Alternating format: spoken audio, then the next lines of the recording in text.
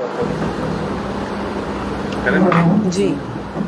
बताइए आज कैसे आए थे, क्या रहा है? आप सभी को नमस्कार। आज पानीपत आने का विशेष एक कारण रहा कि आज से लगभग 6-7 दिन पूर्व एक अनहोनी पानीपत ज़िला में हुई, जिसमें एक महिला की जान गई, जो कि लगभग 35-36 वर्ष की थी।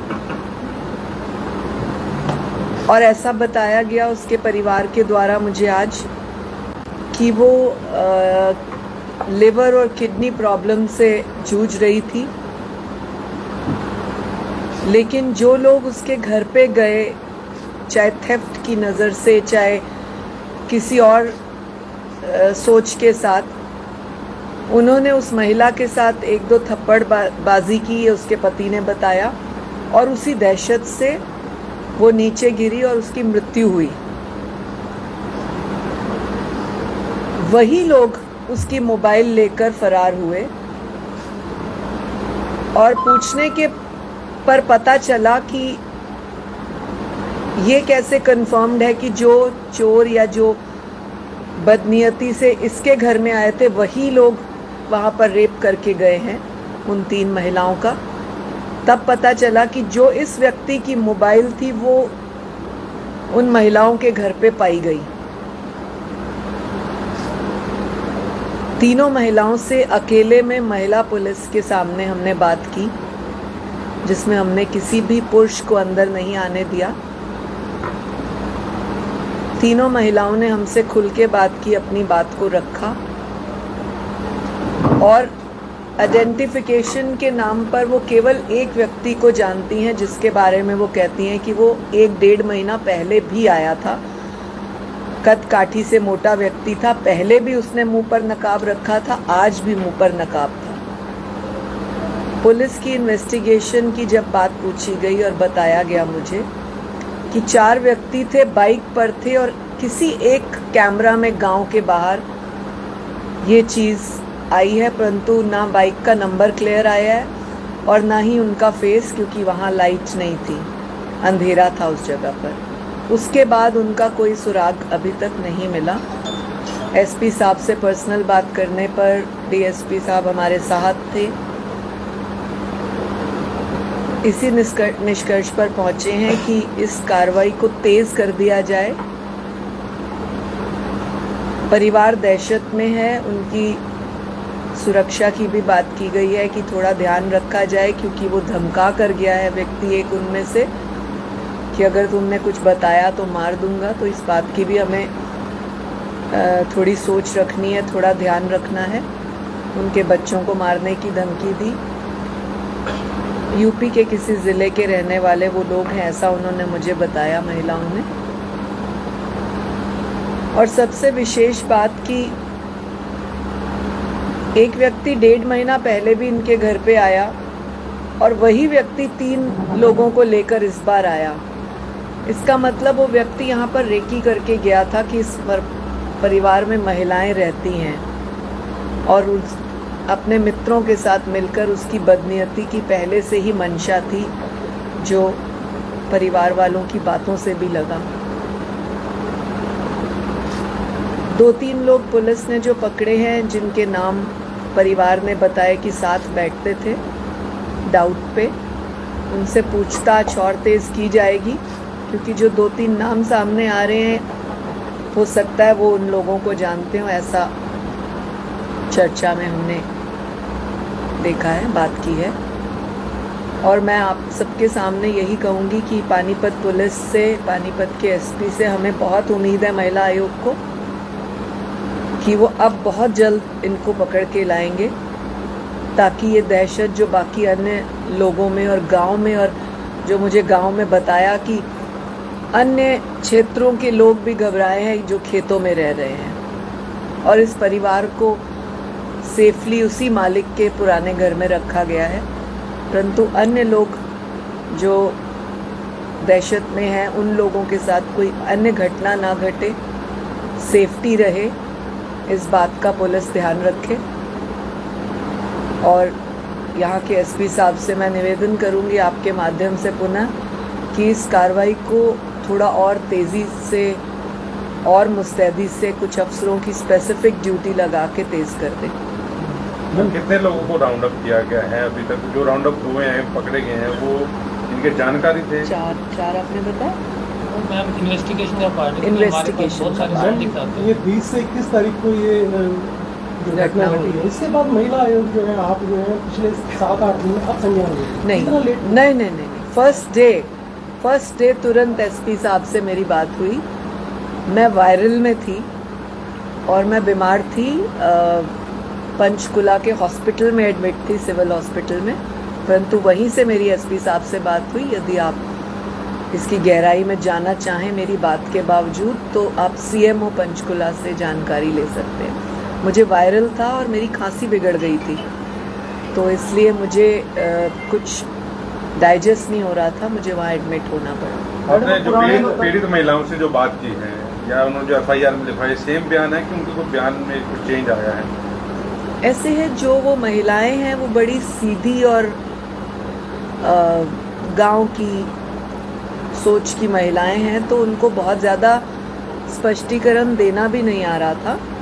लेकिन जितनी मुझे थोड़ी बहुत यूपी की भाषा आती है, क्योंकि मैं भी, मेरा दादका यूपी में है, मैं कुछ वर्ष वहाँ पढ़ी हूँ, तो जितना मुझे समझ आ रहा था उतनी बात जो क्लियर हुई, उसमें जो वर्जन उन्होंने बताए हमें, वो मैंने आपके सामने भी रखे, और उसके कुछ जो क्लूज हमें मिले या सोच में हमारी आते हैं हमारी समझ के अनुसार, उसके बारे में एसपी साहब से डिस्कस किया है। मैडम वो जो पहले थे भी डेरे में पहले भी ड्रिंक करते थे कुछ लोग, हाँ, वो राउंड अप भी किए हैं, उनसे हाँ। कुछ निकला है कुछ अभी? उनसे पूछताछ अब सख्त की जाएगी, ताकि अगर कोई उनके जानकार लोग हैं तो वो पता लग डेरा जाए। मालिक ने पहली वारदात दबा दी गई थी तो हुआ था, अगर हो सकता है वो शिकायत करता ना, आज भी डेरा मालिक ने ये बात कही है। मैंने पूछा, 2 तरह से वारदातें होती हैं ऐसी, एक तो चोरी की नियत होती है, एक कई बार मालिक अपने लोगों को निकालना चाहते हैं तो किसी और से इस तरह की वारदात करवाते हैं। ये अक्सर पाया जाता है कई स्थानों पर, लेकिन ऐसी कोई बात नहीं आई। उन महिलाओं ने भी ये बात कही, मालिक हमें बच्चों की तरह प्यार करते हैं, ऐसा कुछ नहीं सामने आया। परंतु वो जो चोरी की बात है, मालिक से बात करने पर पता लगा कि मालिक के 2 ट्रैक्टर वहाँ खड़े रहते हैं, अन्य खेती बाड़ी का और महंगा सामान जितना आवश्यकता पड़ती है, ट्यूबवेल के कई पुर्जे वहाँ पड़े रहते हैं। और मालिक ने ये भी बताया कि 2 बार इस तरह के चोर उनके ट्यूबवेल की तारें भी काट के ले गए हैं। वो शायद तांबा वांबा कुछ बिकता है उस नियत से, और ये चोरियाँ अक्सर इस गांव में या अन्य गांव में होती हैं। एक महिला गर्भवती थी, उसका गर्भ वो ठीक है? वो बिल्कुल ठीक है, उसका बच्चा ठीक है। एक अफवाह फैली थी कि गर्भपात हुआ है, ऐसा कुछ नहीं है। एसएचओ महिला मेरे साथ थी उस महिला के साथ बात करते समय।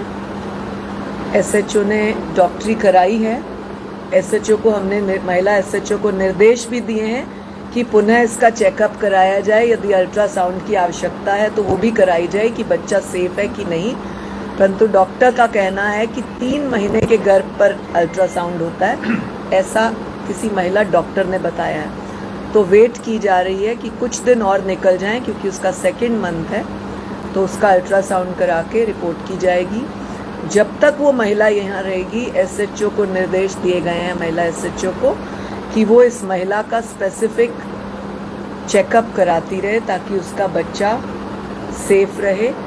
डिलीवरी के लिए हमने उस महिला से पूछा तो उसने कहा मैं अपने गांव जाऊंगी। एसएचओ को बिना बताए कोई महिला ना जाए, ये भी हमने निर्देश दिए हैं, उनकी जानकारी में जाए।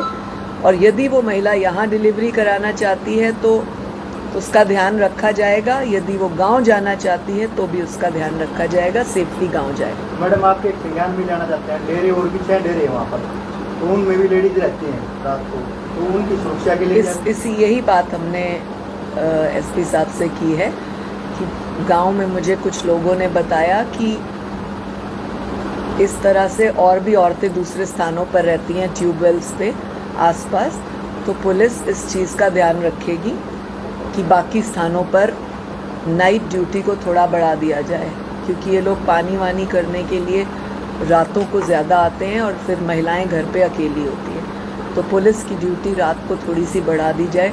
स्पेसिफिकली तब तक तो खास तौर पे बढ़ाई जाए जब तक ये मुजरिम पकड़े नहीं तो जाते। आपकी विजिट का कंक्लूजन क्या रहा मैम? आपकी पूरी पीड़ितों से बात की आपने, सारी चीज करी। मुझे दुख तो इसके है बारे में कि किसी हमारी को क्यों- महिलाओं के साथ ऐसा हुआ, ऐसी बात की पूर्ति नहीं हो सकती कभी भी। महिलाएं इस तरह से जो खो देती हैं उसकी पूर्ति नहीं हो सकती, लेकिन इन फ्यूचर उनकी सुरक्षा रहे, उनका हौसला बना रहे, उनको आगे मजबूत किया जाए, इसके लिए बात की जाएगी और कुछ उनका सपोर्ट हम कर पाएँ इसके ऊपर हम चर्चा कर रहे हैं। हॉस्पिटल से बात करें सर, थोड़ा सा अभी तक क्या बता दो जी, कहाँ तक क्या पहुँचे? देखिए, आज महिला आयोग यहाँ पे पानीपत में इस केस का रिव्यू करने के लिए आए थे। जिस दिन ये वारदात हुई उस दिन सबसे पहले मुझे महिला आयोग की तरफ से ही कॉल आया था कि इस केस को आप गंभीरता से लीजिए, इसको फुल सीरियसनेस से इसकी इन्वेस्टिगेशन चालू कीजिए। और हमारी टीमें दिन रात केवल इसी केस पे 100% एनर्जी के साथ लगी हुई है। हमें काफ़ी सुराग मिले हैं, हमें बहुत अच्छे क्लूज भी मिले हैं और हम आशा करते हैं कि जल्दी इस चीज़ का हम खुलासा करें। सर, क्या रीज़न हो रहा है कि इतनी टाइम बाद ऐसे केस हैं जो खुले हैं सीआईडी की तरफ से, तो इसमें क्या ऐसी बात आ रही है कि इसमें कोई सुराग नहीं मिल पा रहा पुलिस? देखिए, ये बिल्कुल ब्लाइंड केस है। हमारी आप देखेंगे तो महिला विरुद्ध अपराधों को सुलझाने की 99% केसेस को हम सुलझाते हैं, हर केस को सुलझाते हैं, इस केस को भी सुलझाएंगे। कभी कभी कुछ केस में क्लूज थोड़ा सा डिले चलता है, कभी जो हमारे सस्पेक्ट होते हैं वो फरार हो जाते हैं, जिनको भी पकड़ने का समय लगता है, लेकिन हम ये आपको आशा दिलाते हैं कि इसको 100% ट्रेस करेंगे और हमारी अभी तक जितने भी महिला विरुद्ध अपराध में 100% हमने सुलझाए हैं, इसको भी सर, सुलझाएंगे। किसी महिला के ऊपर भी शक जा रहा है परिवार में? नहीं, अभी तक ऐसा कोई हमारे सामने से नहीं है। तो उम्मीद करें सर कब तक खुलासा हो जाएगा? बिल्कुल जल्द से जल्द इस मामले का खुलासा दिया जाएगा। हमारे से हमेशा ये सोच रही है कि महिला के विरुद्ध जो भी अपराध हो उनको हम बहुत सीरियसली लेते हैं। हमारी सारी क्राइम की टीमें, हमारे स्पेशल टास्क फोर्स की टीमें, अन्य पुलिस स्टेशन की टीमें सभी इसी केस पे लगी हुई है और हम इस केस का जल्दी खुलासा करेंगे। कितने जिलों की टीम लगी हुई है सर? नहीं, पानीपत पुलिस और स्पेशल टास्क फोर्स इस केस में लगी हुई है। इसके अलावा जो नेबरिंग जो डिस्ट्रिक्ट है उनकी क्राइम की टीम भी यहाँ पे आके इसको स्टडी कर रही है कि यदि उनके एरिया की यदि कोई सस्पेक्ट हो तो उनको भी राउंड करने में वो हमारी सहायता जो करेंगे। स्केच बनाए थे वो जारी हो सकते हैं अभी? इसमें हमारे पास वो काफ़ी कुछ क्लूज आए हैं इस केस में, तो उनके बेसिस पे हम आगे बढ़ रहे हैं। हमारे पास और भी क्लूज हैं, कुछ सीसीटीवी फुटेज भी हैं, इनको देख के हम आगे बढ़ रहे हैं और जल्दी इस चीज़ का खुलासा होगा। क्या सर अब उन एरिया में कैमरे वगैरह भी लगाए जाएंगे? हाँ, देखिए, ये सबसे बड़ी समस्या हमारे इन्वेस्टिगेशन में ये आती है कि कैमरे की क्वालिटी अच्छी नहीं होती और कैमरे होते भी नहीं है, क्योंकि आपने यदि किसी ने देखा होगा तो ये खेतों के बीच में जहाँ 100 एकड़ के आसपास कोई भी आदमी नहीं रहता है, ना वहाँ पे लाइट की व्यवस्था है, ना कुछ कैमरे हैं। बड़ी ही सुनसान जगहों पे जो ये वारदात की गई है। कैमरे यदि रहते हैं तो केस को ट्रेस करने में बड़ी आसानी हो जाती है, परंतु इस केस को हमारे पास फिर भी काफ़ी अच्छे क्लूज हैं और इसको हम जरूर ट्रेस करेंगे। लेकिन सर, आप डेरे मालिकों को आदेश तो जारी कर सकते हो, कैमरे लगाओ उनके ऊपर? नहीं, ज़रूरी है, ये बिल्कुल आपने सही बात बताई। डेरे मालिकों की भी जिम्मेदारी है कि जो भी इनके यहाँ पे आके प्रवासी मजदूर रहते हैं उनकी सुरक्षा की जिम्मेदारी उनकी भी बनती है। हमने जो डेरे की हालत देखी है, बड़ी ख़राब व्यवस्था में थी, उनमें लाइट की व्यवस्था भी नहीं रहती है, बिल्कुल अंधेरे में रहते हैं। हमने सभी डेरे मालिकों से, एक डेरे मालिक से, अब जो पुलिस की टीम है सारे उनसे कॉन्टैक्ट कर रही है। जो डेरों में रह रहे हैं उन सबको हम अपने मोबाइल फ़ोन नंबर, डायल 112 के बारे में बता के आ रहे हैं, SHO का नंबर, SP का नंबर, सबके नंबर हम उनको दे के आ रहे हैं। और यदि कुछ डेरों में महिलाएं यदि रहती हैं तो उन महिलाओं के लिए भी हमने स्पेशली कहा है कि उनको गाँव में ठहरने की व्यवस्था की जाए, रात को अकेले में डेरों में ना रहें। Thank you.